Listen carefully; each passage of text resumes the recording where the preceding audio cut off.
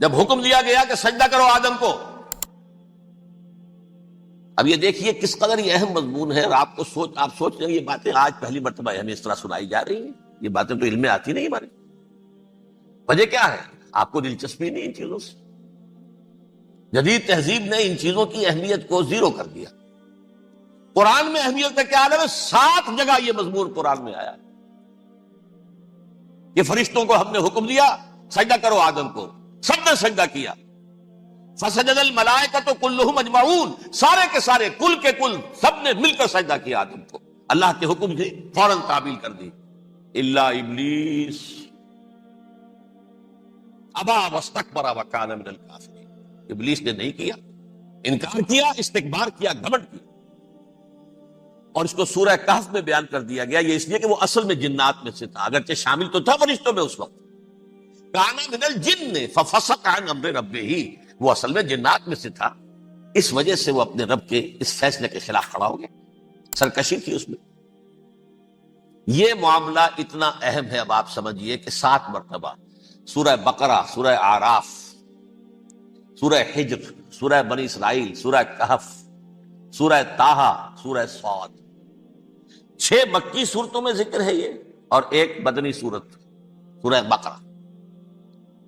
ان میں سے اکثر مقامات پر پھر جب اللہ نے کہا کہ اچھا تم نے یہ سرکشی کی ہے اور ہمارے حکم کی خلاف ورزی کی ہے تو یہاں سے نکل جاؤ، دفع ہو جاؤ، تم مردود ہو، مردود ملعون، ان علیک لعنتی الی یوم الدین، اب تجھ پر لعنت رہے گی میری قیامت کے دن۔ اس نے کہا اچھا پروردگار پھر مجھے ذرا مہلت دے دے، رب فانظرنی الی یوم یبعثون، قیامت تک میری زندگی طویل کر دے۔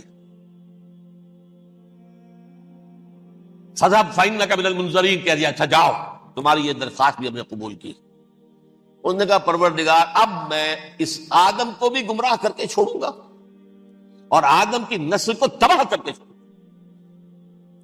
انتہائی شدید چیلنج کے انداز میں یہ قرآن مجید میں 4-5 مرتبہ مضمون ہے۔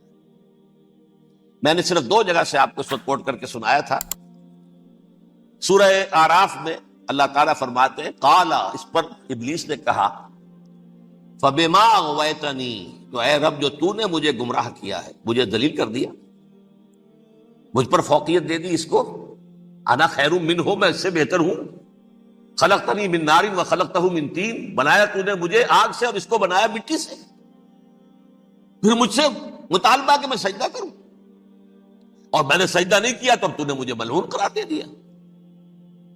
قال فبما اغویتنی لأقعدن لهم صراطک المستقیم، اب میں یہ نسل آدم کے لیے، اس کو برباد کرنے کے لیے تیری سیدھی راہ کے اوپر گھات میں بیٹھوں گا، سیدھے راستے پر چلنے نہیں دوں گا۔ ثم لآتینہم من بین ایدیہم، پھر میں ان پر حملہ آور ہوں گا، ان کے سامنے سے بھی، ومن خلفہم، ان کے پیچھے سے بھی، وعن ایمانہم، ان کے داہنی جانب سے بھی، وعن شمائلہم، اور ان کے بائیں جانب سے بھی، ولا تجد اکثرہم شاکرین، اور تو دیکھے گا کہ ان کی اکثریت تیری شکر گزار بندوں پر مشتمل نہیں ہوگی۔ یہ چیلنج تھا،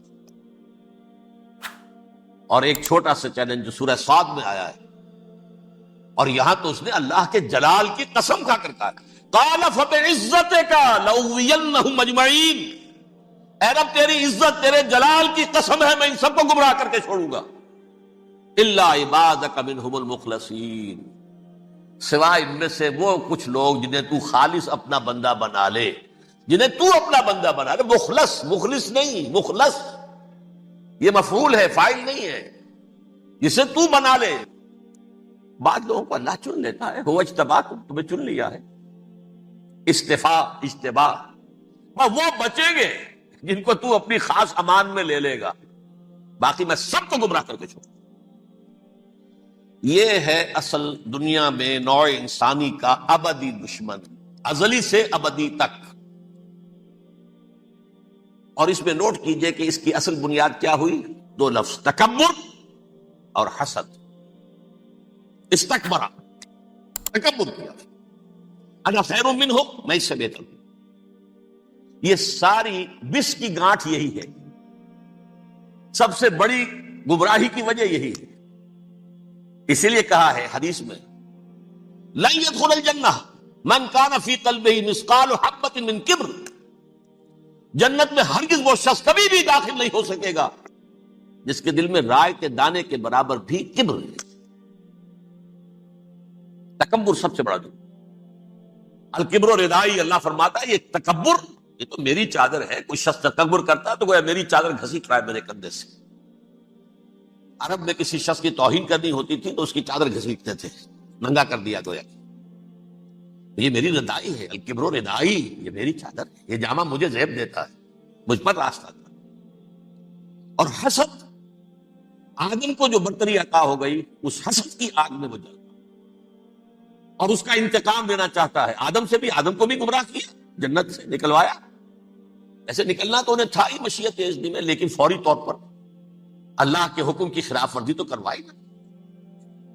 فعصى آدم ربہ فغوى، آدم نے اپنے رب کے حکم کی نافرمانی کی اور گمراہ ہوا عارضی طور پر۔ یہ دوسری بات ہے، توبہ کر لی، اللہ نے توبہ قبول فرما لی، معاف کر دیا۔ وہ مستقل جو ہے وہ نسل انسانی پر اس گناہ کا اثر متوارث طور پر نہیں آ رہا ہے، ختم ہو چکا معاملہ، ہوا تھا ہو گیا۔ فتلقى آدم من ربہ کلمات فتاب علیہ انہ هو التواب الرحیم۔ اور توبہ کی شان یہ ہے جب وہ قبول ہو جائے اللہ کی جناب میں، یا تائب من الذنب کمن لا ذنب له، گناہ سے توبہ کرنے والا ایسے ہوتا ہے جیسے اس نے کبھی گناہ کیا ہی نہیں تھا۔ لیکن 12 کو گمراہ کرنے میں کامیاب ہو گیا، حضرت آدم اور حوا کو بھی، اور نوع انسانی کی عظیم اکثریت، عظیم اکثریت، عظیم اکثریت اس کے داؤ میں آئی ہوئی ہے نہیں۔ کتنے ہیں وہ عباد اللہ المخلصین، الا عبادک منہم المخلصین، کتنے جو واقعتاً خالصتاً اللہ کے بندے بن گئے، جنہیں اللہ نے اپنا بنا لیا، اپنا قرار دے دیا۔ اب اس کے ساتھ نوٹ کیجئے، اس ابلیس کے ساتھ ایک فوج بھی ہے جسے قرآن مجید میں کہا گیا ہے یہ اس کی پارٹی ہے، حزب الشیطان، یہ اکیلا نہیں ہے۔ ایک تو وہ عزازیل ہے، اس کی طویل ترین عمر اللہ نے دے دی، وہ تو قیامت تک رہے گا۔ باقی بھی جنات جو ہیں ان کی نسل میں سے، یا اس کی نوع میں سے، اس کی نسل میں سے، جنات کی عمریں انسانوں کی عمروں سے زیادہ ہیں، بہت زیادہ ہیں، لیکن پھر بھی اتنی نہیں ہے۔ یہ خاص ہے اس کا معاملہ کہ اس نے کہا تھا رب انظرنی الی یوم یبعثون، مجھے دے دے مہلت اس وقت تک تاکہ میں ثابت کر کے دکھا دوں کہ جسے تو نے یہ خلافت دیا یہ اس کا اہل نہیں ہے۔ Let me prove this point ولا تجد اکثرهم شاکرین، تو ان کی اکثریت کو شکر گزار نہیں پائے گا۔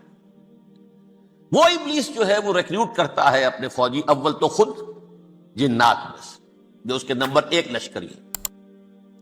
قرآن مجید میں اس کا اشارہ دیا گیا ہے انہو یراکم ہوا وقبیلہ من حیث لا ترونہم۔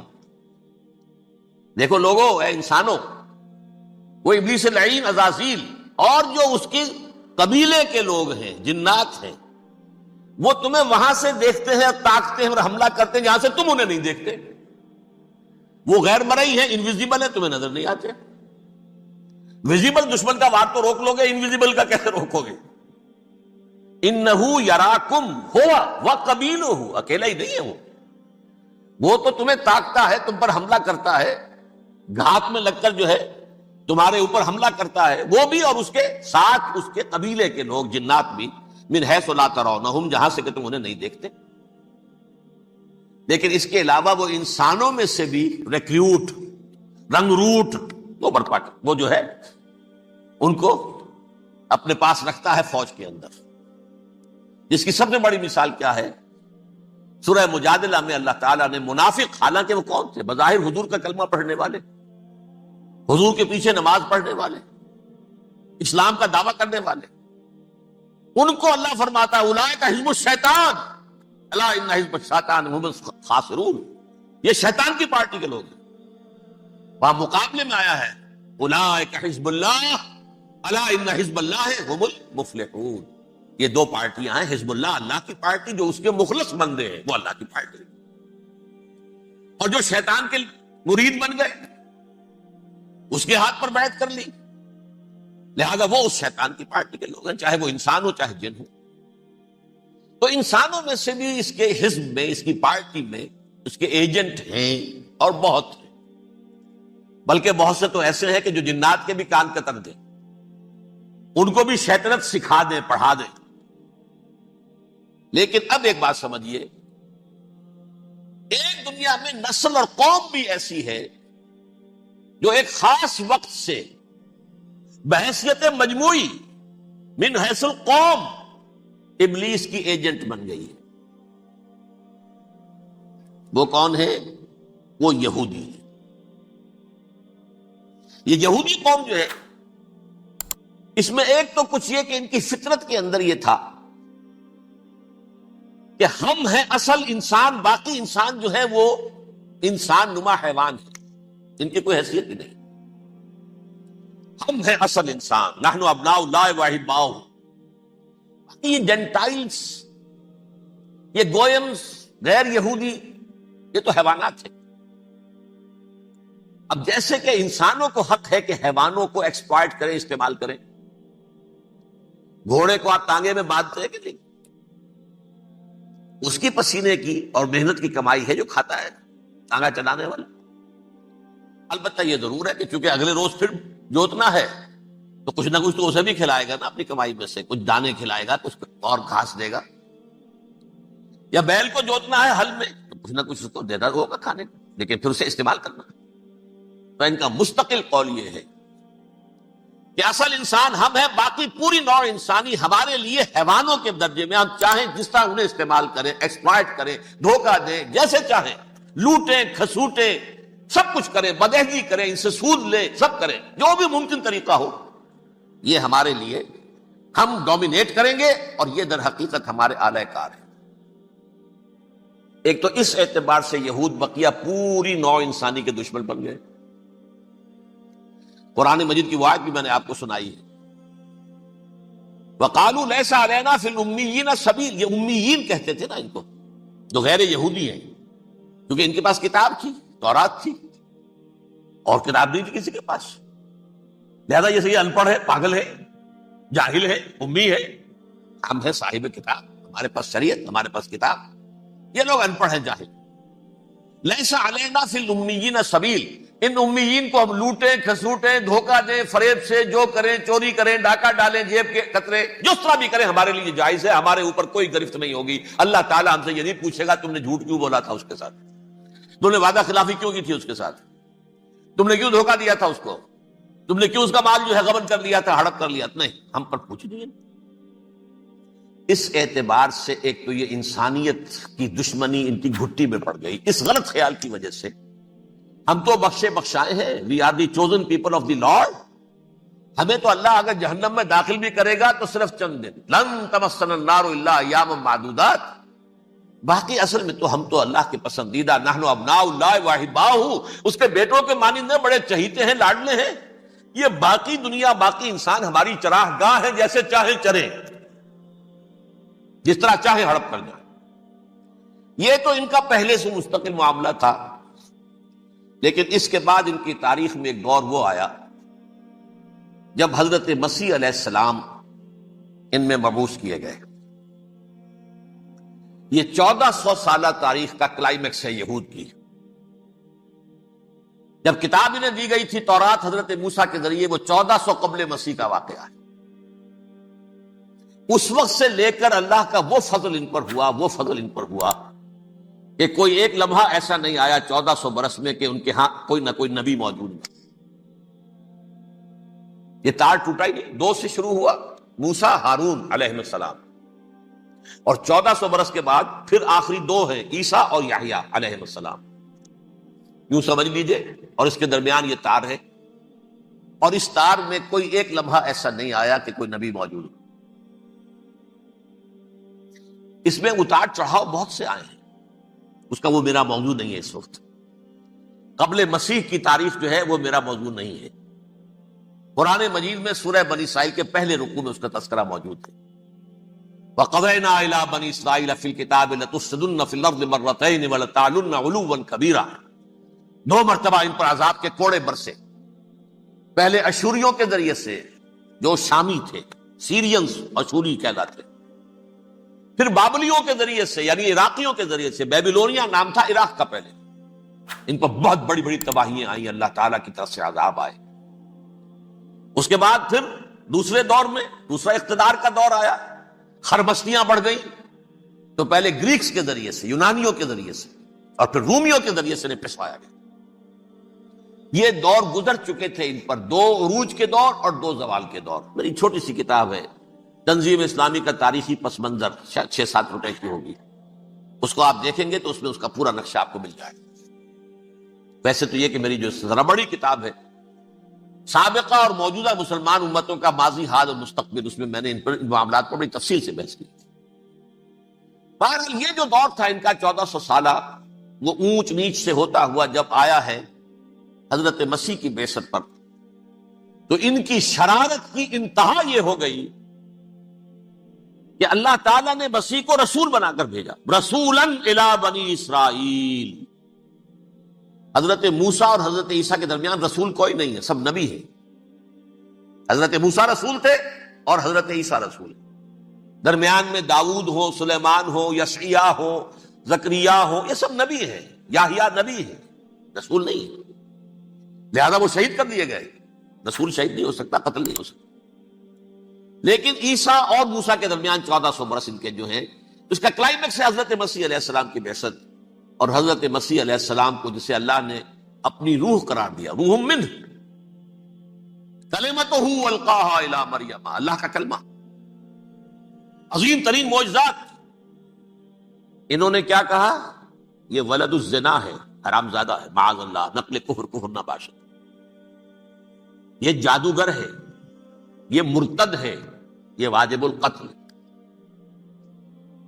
اصل حکومت اس وقت رومیوں کی تھی، حکومت، لیکن انہوں نے انہیں آٹونومی دے رکھی تھی، اپنے مذہبی معاملات تم خود طے کر سکتے۔ تو کائفاس جو اس وقت کا ان کا ہیڈ ربائی تھا سب سے بڑا، اس کی عدالت نے فیصلہ کیا مسیح کو سولی چڑھا دیا جائے۔ پائلیٹس پونٹس، اس کے پاس ان کی ازداج پہنچ گئی، یہ ہمارا مجرم ہے مذہبی، یہ مرتد ہے، یہ کافر ہے، یہ جادوگر ہے، یہ واجب القتل ہے، اسے قتل کر سولی چڑھا دو۔ خیر وہ لمبی بات ہو جائے گی، اس نے تو اپنے ہاتھ دھوئے کہ صاحب ہمارے پاس کوئی جرم نہیں ہے اس کے خلاف، تم کہتے تو ٹھیک ہے سولی چڑھا دیتے۔ یہ دوسری بات ہے کہ اللہ نے حضرت مسیح کو اٹھا لیا آسمان پر، ان کی جگہ وہ شخص سولی چڑھا جس نے غداری کر کے گرفتار کروایا تھا، جوڈاس اسکریوٹ، اس کی شکل اللہ نے بدل دی حضرت مسیح کی سی، اور حضرت مسیح کو فرشتے اٹھا کے اوپر لے گئے، وہ زندہ آسمان پر اٹھا لیے گئے۔ اور یہ ساری تفاصیل نہ قرآن میں ہے نہ حدیث میں ہے، یہ انجیل میں ہے، لیکن انجیل کون سی؟ برنباس کی انجیل، gospel of the Lord according to Saint Barnabas.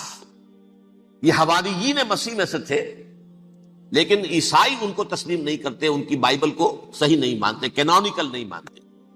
100 انجیلیں تھیں، 104 تھی، جن میں سے 4 چنی ہیں انہوں نے، یہ متی اور جان اور مرقس مارکس، یہ ہے، تو یہ 4 انجیلیں ہیں، انہوں نے تسلیم کیے کہ یہ کینونیکلز ہیں، یہ تو ہیں حقیقی، باقی جو ہے 100 اس کو وہ تسلیم نہیں کرتے۔ ان میں سے ایک ہے یہ برنباس، اس میں یہ تفصیل ہے کہ اللہ تعالیٰ نے اس شخص کی، جیوڈاس کی، یہودا، جیوڈاس اس کو انگریزی میں کہتے ہیں، اس کی شکل بدل دی حضرت مسیح کی سی، وہ گرفتار ہوا، وہ سولی چڑھا، وہ غدار تھا، غداری کی سزا اسے ملنی تھی، وہ مل گئی۔ حضرت مسیح کو فرشتے 4 اٹھ رہے ہیں، جس کوٹڑی میں حضرت مسیح مقیم تھے، ایک باغ کے اندر روپوش تھے، اس کی چھت پھٹی ہے، 4 فرشتے آئے ہیں، حضرت مسیح کو اٹھا کر لے گئے ہیں، چھت برابر ہو گئی ہے، اس کے بعد وہ شخص پکڑا گیا۔ بہرحال حضرت مسیح کو اللہ نے اٹھا لیا آسمان۔ لیکن وہ دن ہے کہ اس قوم کو اب مغضوب علیہم قرار دے دیا۔ نوٹ کر دیجئے، اصل میں تو ہونا یہ چاہیے تھا کہ رسول کی جان کے در پہ جب کوئی امت ہو جاتی تھی تو اللہ کا قاعدہ یہ تھا کہ اس امت کو نسیہ منسیہ کر دیا جائے۔ حضرت نوح کی قوم کو ختم کیا یا نہیں؟ حضرت ہود کی نگاہوں کے سامنے قوم عاد برباد کی گئی یا نہیں؟ حضرت صالح کی نگاہوں کے سامنے قوم سمود برباد ہوئی؟ یہ اللہ کا قاعدہ رہا۔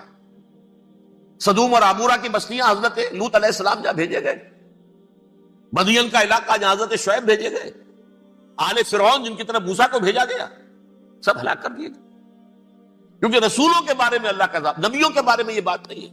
نبی آیا، اس نے دعوت دی، جس نے مان لیا اچھا کیا، اپنے لیے اچھا کیا، نہیں مانا اس کی اپنی جو ہے برباد ہو گئی۔ دنیا میں کوئی فیصلہ اس کا نہیں ہوتا، لیکن رسولوں کا معاملہ یہ ہوتا ہے کہ دنیا میں وہ اللہ کی عدالت بن کر آتے ہیں، مانو گے تو بچو گے، نہیں مانو گے ہلاک۔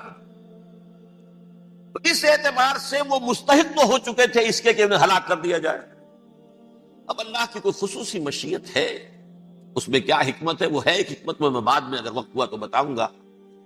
فیصلہ یہ کیا اللہ نے کہ حضرت مسیح کو تو اٹھا لیا زندہ، اور ان کی رسی ابھی مزید دراز کر دی، کہ ان کو ابھی مہلت دے دی کہ تمہیں آخری 30 سال، جس کو عذاب اکبر کہتا ہے قرآن، سورہ سجدہ جو حضور ہر جمعے کی پہلی رکعت میں فجر میں پڑھتے تھے، وَلَنُذِيقَنَّهُم مِّنَ الْعَذَابِ الْأَدْنَىٰ دُونَ الْعَذَابِ الْأَكْبَرِ لَعَلَّهُمْ يَرْجِعُونَ، چھوٹے چھوٹے عذاب اور ایک بڑا عذاب، جبکہ قوم بالکل برباد، نسیم منسیہ، کأن لم یغنوا فیہا، ایسے ہو جائیں جیسے کوئی تھے ہی نہیں آبادیاں، لا یرا الا مساکنہم، اب ان کے مسکن نظر آتے ہیں، مکین نظر نہیں آتے۔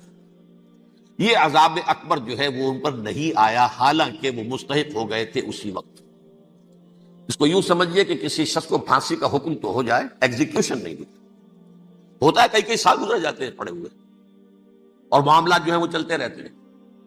یہ معاملہ ہوا اس کے ساتھ، ورنہ یہ مستحق ہو چکے تھے آخری بربادی تباہی کے، عذاب استیصال، جڑ سے کاٹ دینے والا عذاب، وہ آ سکتا تھا ان پر اسی وقت، لیکن اللہ نے ان کی مہلت دراز کی۔ لیکن اس کے بعد اللہ نے ان کو ایک اور موقع دیا، 600 برس بعد حضرت مسیح کے، محمد الرسول اللہ صلی اللہ علیہ وسلم کی بعثت کی۔ اور یہ میں سمجھتا ہوں کہ اس قوم پر اللہ کا اتنا بڑا فضل تھا، اتنا بڑا فضل تھا، اتنا بڑا فضل تھا۔ اب پھر ایک موقع دیا، عسیٰ ربکم ان یرحمکم وان عدتم عدنا، دیکھو اب بھی تمہیں ہم ایک موقع دے رہے ہیں، تمہارا رب تمہارے اوپر اب بھی فضل کرنے کو تیار ہے، رحم فرمانے کو تیار ہے۔ ان ھذا القرآن یہدی للتی ہی اقوم، اس قرآن کے سائے میں آ جاؤ، یہ شاہدرا ہے ہدایت میں آنے کا، اس میں داخل ہو جاؤ، محمد کی تصدیق کرو صلی اللہ علیہ وسلم، دامن محمدی میں آ جاؤ، اب بھی ہم تمہارے گناہ بخش دیں۔ لیکن نہیں، اس قوم نے حضرت محمد صلی اللہ علیہ وسلم کی دشمنی کی کمر کسی، اور اب یوں سمجھیے اس تاریخ سے لے کر آج تک یہ گٹھ جوڑ ہے۔ ظاہر بات ہے کہ ابلیس کا بھی اصل دشمن اب کون ہے، یا ہدف کون ہے، ٹارگٹ کون ہے؟ جنہوں نے محمد کو نہیں مانا صلی اللہ، وہ تو ہے ہی جہنمی، ان پر کوئی اور محنت کرنے کی ضرورت کیا ہے؟ سمجھ رہے میری بات؟ حضور کی بعثت کے بعد جنہیں حضور کو رد کر دیا، ان پر ایمان نہیں لائے، وہ کون ہے؟ کافر، وہ جہنمی ہے ہی ہے، لہذا اس کے اوپر کوئی محنت صرف کرنے کی ابلیس کو ضرورت نہیں۔ اس کا اصل ٹارگٹ امت محمد ہے صلی اللہ علیہ وسلم۔ وہ ساری نوع انسانی کی دشمنی اب آ کر مرکوز ہو گئی ہے امت محمد صلی اللہ علیہ وسلم کی دشمنی۔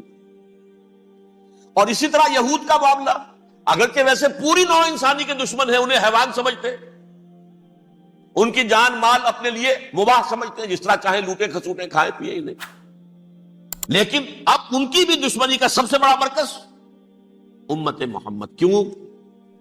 وہی تکبر اور حسد، وہی بیماریاں۔ انہیں تکبر یہ ہو گیا تھا کہ 2000 سال سے یہ نبوت ہماری میراث، ہماری جاگیر،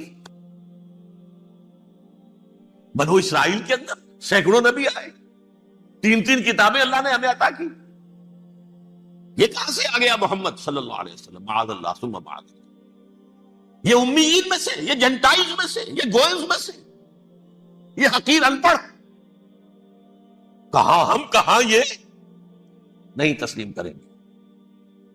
حالانکہ قرآن کہتا ہے یعرفونہ کما یعرفون ابناہم، ان کے علماء ایسے پہچانتے تھے حضور کو جیسے اپنے بیٹوں کو پہچانتے کہ یہ آخری نبی ہے، لیکن تکبر اور حسد کی آگ میں جل اٹھے۔ اب ان کے بھی دشمنی کس سے ہے؟ محمد، اب امت محمد صلی اللہ علیہ وسلم۔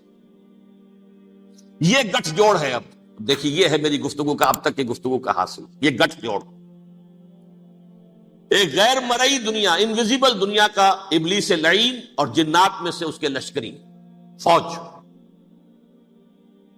انسانوں میں سے ویسے تو اور بھی بہت جگہ اس کے ایجنٹ ہے، مسلمانوں میں بھی ہے، لیکن بحیثیت قوم، بحیثیت مجموعی، ایک پوری قوم، ایک پوری نسل جو ہے اس کے ساتھ گٹھ جوڑ ہے۔ ان دونوں کی گٹھ جوڑی کے ساتھ یہ دشمن دون ہیں انسانیت کے، پہلا دشمن ابلیس لعین، عزازیل لعین، اور دوسرے دشمن یہود ملعون۔ اب میں آپ کو ذرا اس جو انسانوں میں سے انسان دشمنی کا جن کا سب سے بڑا رول ہے، میں ان کی 2000 سالہ تاریخ کا آپ کے سامنے نقشہ رکھنا چاہتا ہوں۔ ان 1400 سال کا تو میں نے صرف 4 آپ کو پوائنٹس بتائے۔ موسیٰ سے عیسیٰ تک 1400 برس علیہ الصلوۃ والسلام، 2 مرتبہ عروج، 2 مرتبہ زوال، اشیریوں کے ہاتھوں پٹوائی، بابلیوں کے ہاتھوں پٹانا، گریکس کے ہاتھوں مرمت، رومنس کے ہاتھوں مرمت۔ یہ جو 2000 سال ہیں، کیونکہ اب تو ظاہر بات ہے 21ویں صدی شروع ہو گئی، 20 صدیاں حضرت مسیح کو پوری ہو گئی۔ پہلی بات نوٹ کیجئے، حضرت مسیح کی پیدائش ہے سن 1 قبل مسیح۔ یہ نقطہ آپ نے کبھی سنا ہے یا نہیں؟ جب ملینیم کا سلسلہ شروع ہوا تھا پچھلے سال، تو میں نے بیان کر دیا تھا کہ ایک عجیب حساب کے اندر انہوں نے غلطی کی ہوئی ہے۔ حضرت مسیح کی پیدائش ہوئی 25 دسمبر کو، سن انہوں نے شروع کر دیا، اس کے بعد جنوری آئی تو پہلا سال شروع ہو گیا۔ اگر جنوری سے پہلا سال شروع ہوا تو یہ 6 دن جو ہے تو اس کے پچھلے سال میں تھے، لہذا کہا جائے گا کہ Jesus Christ was born 1 year before Christ، BC۔ تو 1 قبل مسیح میں حضرت مسیح کی پیدائش ہوئی۔ یہ آخری اسرائیلی نبی اور رسول۔ یہودی علماء کی مخالفت، دشمنی، سولی پر چڑھوا دینا میں بیان کر چکا۔ سن 33 عیسوی میں جبکہ حضرت مسیح کی عمر 33 برس تھی، اللہ تعالیٰ نے انہیں زندہ آسمان پر اٹھا لیا، لیکن یہودیوں نے اپنے خیال کے مطابق انہیں سولی پر چڑھوا دیا، ان کی موت واقع۔ اگرچہ اس کے بعد یہ اختلاف ہے ان میں، یہودی کہتے ہیں وہ سولی پر چڑھ گیا، ختم ہوا، مر گیا، عیسائی کہتے ہیں نہیں، انتقال ہوا ہے مسیح کا صلیب پر، لیکن پھر وہ دوبارہ زندہ ہو گئے ہیں۔ ان کی لاش ایک غار میں رکھ دی گئی تھی، وہاں ریزریکشن ہو گیا، ان کا باعث بعد الموت وہی ہو گیا، اور پھر انہیں اللہ نے زندہ آسمان پر اٹھا لیا۔ تو ہمارے اور عیسائیوں کے درمیان نوٹ کر لیجئے، یہ چیز مشترک ہے کہ حضرت مسیح آسمان پر زندہ اٹھائے گئے۔ فرق کیا ہے؟ وہ سمجھتے ہیں کہ سولی دیے گئے، سولی پر مرے، پھر زندہ ہوئے، پھر گئے۔ ہم سمجھتے ہیں کہ نہیں، وما صلبوہ وما قتلوہ، انہوں نے نہ صلیب دے سکے انہیں اور نہ انہیں قتل کر سکے، بل رفع اللہ الیہ، اللہ نے اٹھا لیا۔ پھر ہمارا اور یہ اس کا عیسائیوں کا ایک اور اتفاق ہے، سیکنڈ کمنگ آف جیسس، حضرت مسیح دوبارہ آئیں گے۔ یہ عیسائیوں کا بھی عقیدہ ہے اور ہمارا بھی۔ بہرحال تو جیسا کہ میں نے عرض کیا کہ اس وقت یہ عذاب استیصال، عذاب اکبر کے مستحق ہو چکے تھے، لیکن اللہ نے ان کی مدت دراز کی ہے، لیکن ان پر دنیاوی عذاب کا ایک کوڑا جو ہے اللہ تعالی کی طرف سے اسی وقت برسا۔ دنیاوی عذاب دنیا میں رہتے ہوئے ختم نہیں کیا۔ 37 برس بعد حضرت مسیح کے رفع سماوی کے 37 برس بعد سن 70 میں یہودیوں نے بغاوت کی رومیوں کے خلاف۔ رومی ٹائٹس جنرل تھا ایک، اس نے پھر جو حملہ کیا ہے، 1,33,000 یہودی ایک دن میں قتل کیا یروشلم میں، اور ہیکل سلیمانی گرا دیا۔ وہ ہیکل پہلے بھی گرا تھا، پہلے 1400 سال کے دوران میں بھی نبوکدنضر نے گرایا تھا، لیکن پھر اس کے 150 سال بعد انہوں نے دوبارہ بنا لیا تھا، اس لیے وہ اسے سیکنڈ ٹیمپل کہتے ہیں۔ پہلا ٹیمپل جو حضرت سلیمان نے بنایا تھا، نبوکدنضر نے گرا دیا 587 قبل مسیح میں، پھر دوبارہ انہوں نے 150 سال کے بعد بنا لیا۔ وہ اس تاریخ کا حصہ ہے، میں نے جس کے بارے میں آپ کو تفصیل نہیں بتائی۔ اس میں یہ ہوا سن 70 میں وہ گرا دیا گیا، وہ آج تک گرا پڑا ہوا ہے۔ نمبر 2 یہ کہہ دیا گیا کہ یہودیوں اس ارض فلسطین سے نکل جاؤ، تم یہاں نہیں رہ سکتے اب۔ لہذا جس کا جہاں سینگ سمایا چلا گیا، یورپ میں چلے گئے، ایشیا میں آ گئے، عرب میں آ گئے، یہ 3 قبیلے جو رات بھی میں نے عرض کیا تھا، بنو قینقاع، بنو نذیر اور بنو قریظہ، یہ وہاں سے آ کے مدینے میں آباد ہو گئے، جس کا جہاں سینگ سمایا، افریقہ میں، ہندوستان میں، جہاں چلے گئے۔ ڈایاسپورا اسے کہتے ہیں، وہ آپ نوٹ کر دیجئے اس لفظ، ڈایاسپورا، ہمارا دور انتشار، جبکہ ہمیں ہماری اصل سرزمین تو فلسطین ہے، حضرت ابراہیم کا مسکن، حضرت اسحاق، حضرت یعقوب کا مسکن فلسطین، یہ ہے ہماری اصل جاگیر، یہ تو ہماری جدی پشتی جاگیر ہے. لیکن یہاں سے نکال دیے گئے سن 70 عیسوی میں، اور وہاں سے لے کے 1917 تک ان کا ڈایاسپورا جاری رہا. یہ دور انتشار ہے. اس دور انتشار کے اب چند حصے ہیں جس کو میں چاہتا ہوں کہ آپ علیحدہ علیحدہ سمجھ لیں. دور انتشار کا جو پہلا جو ہے تقریباً 300 برس رومی حکمران تھے. وہ یہودیوں کے بھی دشمن تھے اور عیسائیوں کے بھی دشمن تھے. عیسائی اور یہودی ایک دوسرے کے بھی دشمن تھے. لیکن رومی سمجھتے تھے کہ یہ ایک ہی تھیلی کے چٹے بٹے ہیں. رومیوں کے نزدیک عیسائی بھی یہودیوں ہی کا ایک فرقہ تھے، کوئی علیحدہ مذہب تو تھا ہی نہیں. لہذا رومی جو ہیں رومنز، وہ ان دونوں کو ستاتے تھے، مارتے تھے، اور یہ آپس میں لڑتے تھے. یہودی عیسائیوں کو مارتے تھے، عیسائی یہودیوں کو مارتے تھے. یہ ہے 300 برس تک کی تاریخ. سن 300 عیسوی میں کیا ہوا؟ ایک معجزہ ہو گیا. بہت عظیم ایمپرر کانسٹینٹائن، قسطنطین اعظم، رومن ایمپررز میں سے بہت بڑا ایمپرر، وہ عیسائی ہو گئے. اب تو معاملہ بالکل تلپٹ ہو گیا، پوری سلطنت عیسائی ہو گئی. السلام علیکم ورحمۃ اللہ وبرکاتہ. اس طرح کی مزید انبیٹیبل ویڈیوز دیکھنے کے لیے ہمارے اس چینل ایٹرنل فیتھ کو سبسکرائب کریں. آپ کا شکریہ.